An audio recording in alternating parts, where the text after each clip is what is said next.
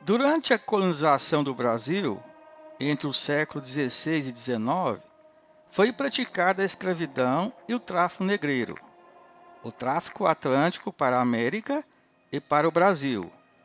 A escravidão foi um dos piores crimes da história, caros estudantes, e que durou mais de 300 anos no Brasil. No início da colonização do Brasil, os colonizadores portugueses guerrearam contra os índios e os fizeram escravos em todas as áreas de exploração, principalmente no engenho de açúcar. Porém, os índios fugiam da condição de escravos ou morriam devido a doenças, como a gripe, e também por maus tratos dos feitores.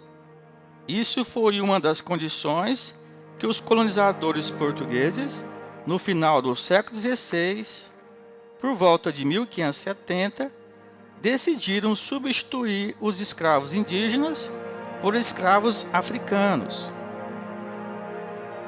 Diante disso, o tráfico de africanos pelo Oceano Atlântico começou a dar as caras e intensificou a partir do final do século XVI, o que levou ao comércio de pessoas realizado pelos traficantes europeus, por portugueses, ingleses, franceses, holandeses, entre outros, e por traficantes brasileiros do Rio de Janeiro, da Bahia e de Pernambuco.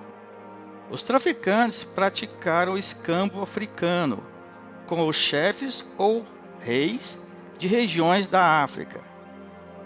Davam fumo, armas de fogo, joias e cachaça, por exemplo, aos chefes ou reis africanos, e em troca eles davam africanos capturados em guerras com tribos inimigas. O mais revoltante, caros estudantes, era que os traficantes do Brasil, principalmente do Rio de Janeiro e de Salvador, acumularam grandes fortunas com o tráfico negreiro.